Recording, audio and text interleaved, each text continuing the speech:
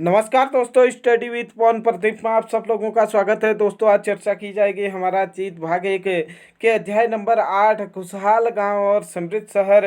इसके विषय में हम चर्चा करेंगे। इससे पहले मैं आप लोगों की जानकारी के लिए बताना चाहता हूं कि हमारे इस यूट्यूब चैनल के माध्यम से प्रतिदिन किसी न किसी एक पाठ पर चर्चा की जाती है जो एनसीईआरटी आधारित होते हैं, और साथ में उनके अभ्यास प्रश्नों पर भी चर्चा की जाती है। ये चर्चाएं सिर्फ 6, 7, 8, 9, 10 के लिए ही उपयोगी नहीं है, बल्कि अनेक प्रतियोगी परीक्षाओं में भी यहाँ से तमाम प्रश्न पूछे जाते हैं। आइए चर्चा शुरू करते हैं। अगर आप हमारे चैनल पर पहली बार आए हैं तो आप हमारे प्लेलिस्ट पर आकर देख सकते हैं कि आपको आपके उपयोग के लिए, आपके स्तर के लिए अनेक वीडियो उपलब्ध हैं। आइए चर्चा शुरू करते हैं कि खुशहाल गांव और समृद्ध शहर क्या है। यहाँ पर कक्षा 6 वालों की तरफ बिल्कुल पढ़ेंगे। आपको बिल्कुल घबराना नहीं है, बिल्कुल समझने की कोशिश करनी है। और जब आप इसके अभ्यास प्रश्नों को हल करेंगे या बताएंगे, उस समय तो आप निश्चित तौर पर प्रश्न के साथ आपके मुंह में उत्तर होगा, और पहले ही आप प्रश्न करने से पहले ही आप उत्तर बताने के लिए बिल्कुल उत्सुक होंगे। आइए चर्चा शुरू करते हैं। लोहार की दुकान पर प्रभाकर लोहारों को काम करते देख रहा था। एक छोटी सी बेंच, कुल्हाड़ी और हंसिया जैसे कुछ औजार बेचने के लिए रखे थे। दूसरी ओर भट्टी जल रही थी। औजार बनाने के लिए दो लोग लोहे की एक छड़ को गर्म कर उसे पीट रहे थे। प्रभाकर को यह सब बड़ा मज़ेदार लग रहा था। कैसे हुई लोहे की खोज और कब लोहे का प्रारंभ हुआ, उसके विषय में यहाँ पर समझाने की कोशिश की गई है कि लोहे के उपयोग से किस प्रकार कृषि में परिवर्तन आया और कृषि के फसलों में वृद्धि हुई और उन्नति हुई कृषि की। इसके विषय में यहाँ पर समझाने का प्रयास किया गया है। लोहे के औजार और खेती। लोहे का प्रयोग आज एक आम बात है। लोहे की चीज़ें हमारी रोज़मर्रा की ज़िंदगी का हिस्सा बन गई हैं। इस उपमहाद्वीप में लोहे के प्रयोग लगभग 3000 साल पहले हुआ। महापाषाणिक कब्रों में लोहे के औजार और हथियार बड़ी संख्या में मिले हैं। इसके बारे में तुम अध्याय 4 में पढ़ चुके हो। करीब 2500 वर्ष पहले लोहे के औजारों के बढ़ते उपयोग के प्रमाण मिलते हैं। इसमें जंगलों को साफ करने के लिए कुल्हाड़ियाँ और जुताई के लिए हलों के फाल शामिल हैं। अध्याय 5 में तुमने लोहे के फाल के इस्तेमाल से कृषि उत्पादन बढ़ गए थे, उसके विषय में चर्चा की थी। आप देख सकते हैं कुछ लोहे के यहाँ पर उपकरण दिए गए हैं, जैसे हंसिया है, कुदाल है, चिमटा है या नहीं, हम इसे कह सकते हैं सैंडिसी, कुल्हाड़ी, हंसिया। ये सब उस समय के औजार होते थे। आप लोगों को ऐसे ही अन्य औजारों के नाम लिखने हैं जो आप उपयोग में करते हैं। कई हथियार हम आज कई लोहे के उपकरण प्रयोग करते हैं। बिल्कुल आप लोग सूची बना सकते हैं। कृषि उत्पादन बढ़ने के लिए उठाए गए अन्य कदम। समृद्ध गांवों के बिना राजाओं तथा राज्यों का बने रहना मुश्किल था। जिस तरह कृषि के विकास के लिए नए औजार तथा रोपाई महत्वपूर्ण कदम थे, उसी तरह सिंचाई भी काफ़ी उपयोगी साबित हुई। इस समय सिंचाई के लिए नहरें, कुएं, तालाब, कृत्रिम जलाशय बनाए गए। प्रश्न पूछा जा सकता है कि मध्यकाल में सिंचाई के लिए किन किन चीज़ों का प्रयोग होता था, या सिंचाई किस माध्यम से होती थी। सिंचाई मध्यकाल में क्या आधुनिक काल में भी नहरें हैं, कुएं हैं, तालाब हैं, कृत्रिम जलाशय हैं, इनको बना करके सिंचाई की जाती है। आइए आगे चर्चा करते हैं। इस चार्ट में तुम्हें सिंचाई में आए परिवर्तन दिखाए गए हैं। खाली स्थानों पर सही वाक्य बनने हैं। लोगों द्वारा परिश्रम किया गया। किसानों को लाभ मिला क्योंकि अब उत्पादन की अनिश्चितता घटी। कर अदा करने के लिए किसानों को उत्पादन बढ़ाना था। राजाओं ने सिंचाई की योजना बनाई और धन खर्च किया। यहाँ पर आप लोगों को भरना है। राजा को सेना, महल और किले बनवाने के लिए धन चाहिए। उसके लिए उसने क्या किया, लोगों से परिश्रम करवाया या लोगों ने उसके लिए परिश्रम किया। उसके बाद हम देखें वे किसानों से कर लेते थे, किसानों ने परिश्रम किया।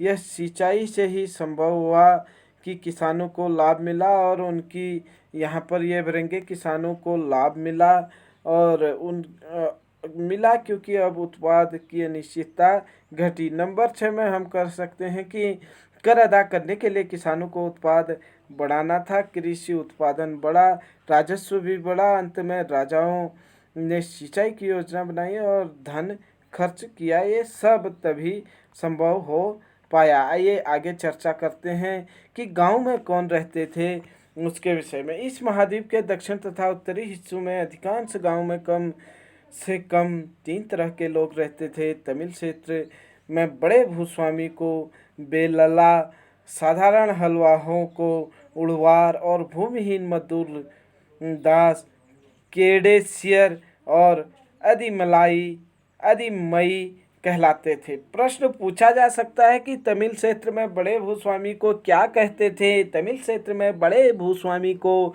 बेलला कहते थे या नहीं बेलाल कहते थे। बेलला यहाँ पर आपके लिए शब्द दिया है कक्षा 6 एनसीईआरटी में, बेलाल भी कहीं पर दिया रह सकता है। और प्रश्न ये भी पूछ सकता है कि तमिल क्षेत्र में साधारण हलवाहों को क्या कहते थे या साधारण कृषकों को क्या कहते थे। तमिल क्षेत्र में साधारण कृषकों को उणवार कहा जाता था।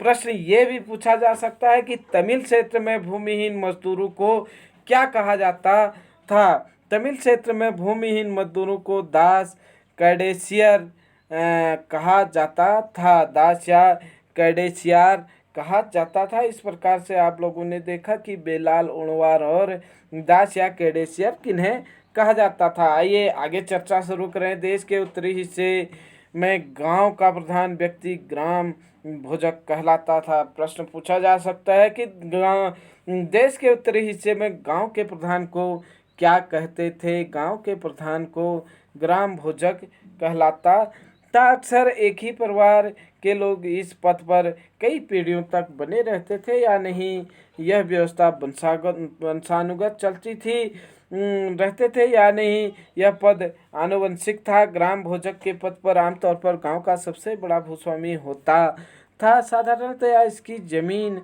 पर इसके दास और मजदूर काम करते थे। इसके अतिरिक्त प्रभावशाली होने के कारण प्रायः राजा भी कर वसूलने का काम इन्हीं को सौंप देते थे। ये न्यायाधीश का और कभी कभी पुलिस का काम भी देखते थे। देख सकते हैं कि इस प्रकार से बड़े भूस्वामी होते थे, वो राजा और आम जनता के बीच एक मध्यस्थ की भूमिका निभाते थे। न्यायाधीश का काम, पुलिस का काम, कर राजस्व वसूल करने का काम सब कुछ लगभग बड़े भूस्वामी देख लेते थे। ग्राम भोजकों के अलावा अन्य स्वतंत्र कृषक भी होते थे जिन्हें गृहपति कहते थे। उत्तर भारत में कृषकों को क्या कहते थे। प्रश्न पूछा जा सकता है कि उत्तर भारत में कृषकों को क्या कहते थे। उत्तर भारत में कृषकों को गृहपति कहते थे।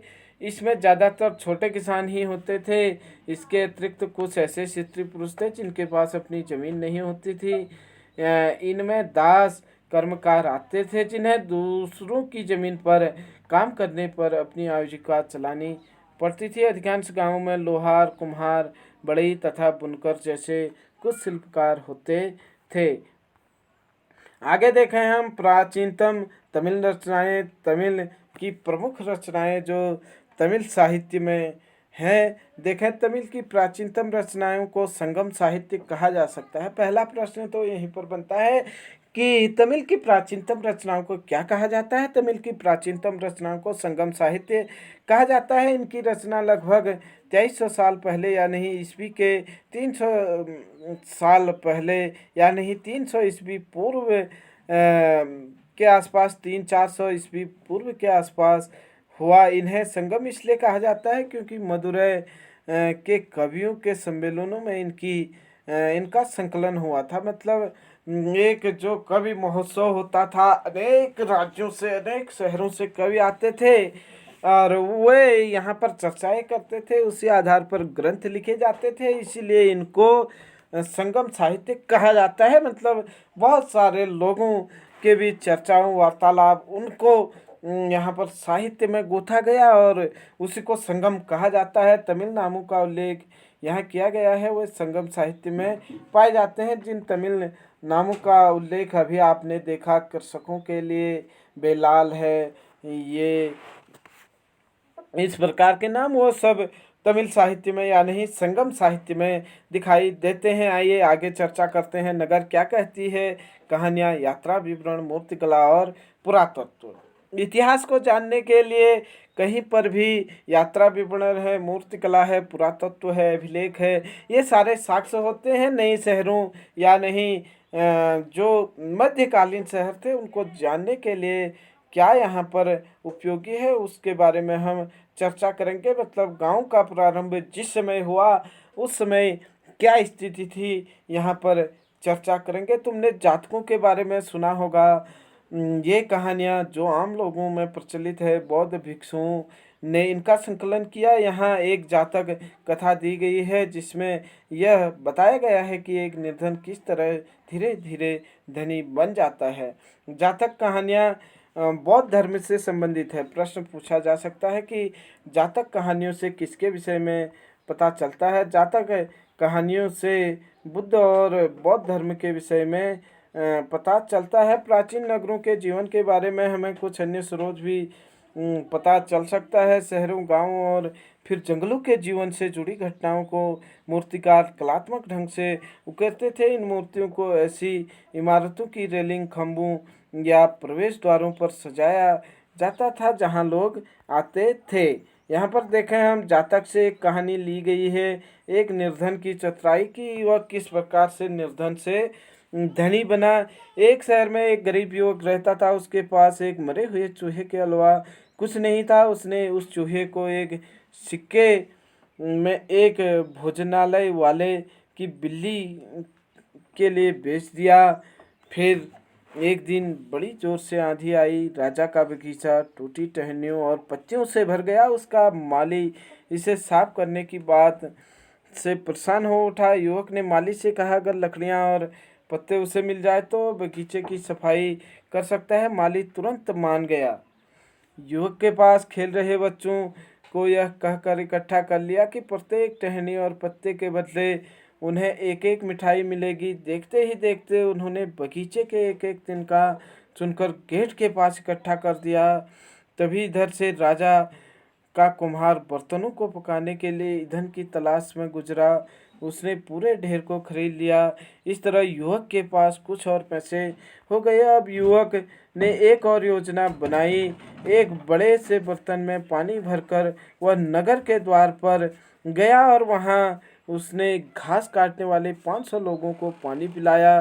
खुश होकर उन लोगों ने कहा, तुमने हमारे लिए इतना अच्छा काम किया, बताओ अब हम तुम्हारे लिए क्या कर सकते हैं। उसने कहा, भाई मैं आपको यह तब बताऊंगा जब मुझे आपकी सहायता की ज़रूरत होगी। उसने बाद में एक व्यापारी से दोस्ती की। एक दिन उस व्यापारी ने बताया, कल एक घोड़े का व्यापारी 500 घोड़ों के साथ शहर में आ रहा है। यह सुनकर उस युवक ने उन घास काटने वालों के पास जाकर कहा, कृपया तुम सब एक एक घास का गट्ठर मुझे दो और अपनी घास तब तक मत बेचो जब तक मेरी न बिक जाए। उन्होंने उसे घासों के 500 गट्ठर दे दिए। जब घोड़े वाला व्यापारी को कहीं भी घास न मिली तो उसने इस युवक को घास 1000 सिक्के में खरीद लिए। इस प्रकार से यह व्यक्ति गरीब से धनी बन गया। यहाँ पर ये प्रश्न पूछे गए हैं। इन प्रश्नों पर हम चर्चा पाठ आधारित प्रश्नों के साथ साथ आगे करेंगे। आगे बढ़ते हैं। नीचे सांची की मूर्तिकला। यह मध्य प्रदेश स्थित सांची के स्तूप मूर्तिकला का नमूना है। इसमें शहर के जीवन का एक दृश्य है। तुम अध्याय 11 में सांची के बारे में पढ़ोगे। पहले हमने आप लोगों को पता है सारनाथ के विषय में पढ़ा। इन दीवारों में देखो कि क्या ईंटों से बने हैं या फिर लकड़ी या पत्थर से। इसकी रेलिंग में लकड़ी बनी है या इमारतों छतों का वर्णन करो। जो भी है इसके विषय में आप लोगों को बताना है। ये है मध्य प्रदेश का सांची का स्तूप।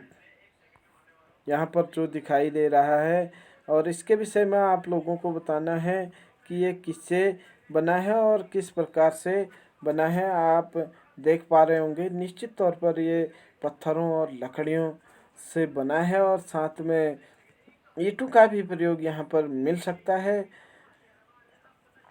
और दूसरा चित्र यहाँ पर दिया गया है, दिल्ली में मिला वलय कूप, हड़प्पा की जल निकासी व्यवस्था से यह कैसे भिन्न है, आप देख सकते हैं। यहाँ पर दिल्ली में मिला है ये, जबकि ये सांची स्तूप मध्य प्रदेश में है। आगे बढ़ते हैं। अध्याय 5 में वर्णित अनेक शहर मोहनजोदड़ो की राजधानी थे। जैसे कि तुमने पढ़ा, इसमें से कुछ शहर परकोटों में घिरे होते थे। जैसे कि तुम ऊपर के चित्र में देख रहे हो कि अनेक शहरों में वलय कूप मिले हैं। ये वलय कूप गुलस खाने, नाली और कूड़ेदान के लिए प्रयुक्त होते थे। प्राय वलय कूप लोगों के घरों में होते थे। महलों, बाजारों या आम घरों के अवशेष बहुत कम मिले हैं। संभवतः लकड़ी, मिट्टी व कच्ची ईंटों या छप्पर से बने होने के कारण ज़्यादा समय तक टिक नहीं पाए। भविष्य में पुरातत्वविद इनकी खोज कर सकते हैं। प्राचीन शहरों के बारे में वहाँ गए नाविकों तथा यात्रियों के विवरण द्वारा भी पता चलता है। ऐसा ही एक विस्तृत विवरण किसी अज्ञात यूनानी नाविक का है, जिन जिन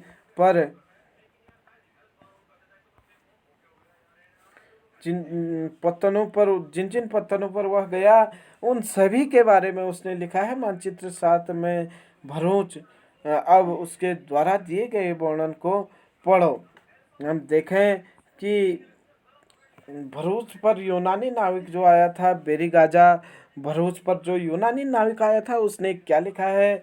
बेरीगाजा की सकरी खाड़ी में समुद्र में आने वाले के लिए नाव चला पाना बहुत मुश्किल होता है। राजा द्वारा नियुक्त किए कुशल एवं अनुभवी स्थानीय मछुआरे ही यहाँ पर जहाज ला सकते हैं। बेरीगाजा शराब, तांबा, टीन, शीशा, मुगा, पुखराज, कपड़ों, सोने और चांदी के सिक्कों का आयात होता है। यहाँ से बेरीगाजा से किसका आयात होता था, ये भी प्रश्न पूछा जा सकता है। तांबा, टीन, शीशा, मुगा, पुखराज, कपड़े, सोने, चांदी आदि के सिक्कों का यहाँ पर आयात किया जाता था। साथ ही साथ आप देखेंगे कि यहाँ से हिमालय से जड़ी बूटियाँ, हाथी दांत, गोमेद, कानियल, सूती कपड़ा, रेशम तथा इत्र यहाँ से निर्यात किए जाते थे। आयात क्या होते थे और निर्यात क्या होते थे। आयात तो यहाँ से तांबा, टिन, शीशा, मुगा, पुखराज, कपड़े, सोने, चांदी होते थे, जबकि यहाँ से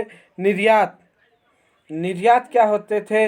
आयात मतलब किसी चीज़ को खरीदा जाता था, निर्यात मतलब उस चीज़ को बेचा जाता था। बेचे क्या चीज़ें जाती थी यहाँ से बेरीगाजा यानी भरूच से।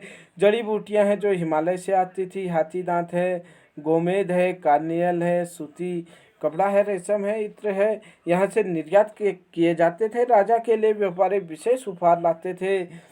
इसमें चांदी के बर्तन, गायक, किशोर, सुंदर औरतें, अच्छी शराब तथा उत्कृष्ट महीन कपड़े शामिल होते थे। राजा के लिए ये अनेक चीज़ें लाया करते थे, और साथ ही साथ ये राजा को प्रसन्न करने के लिए अनेक काम किया करते थे।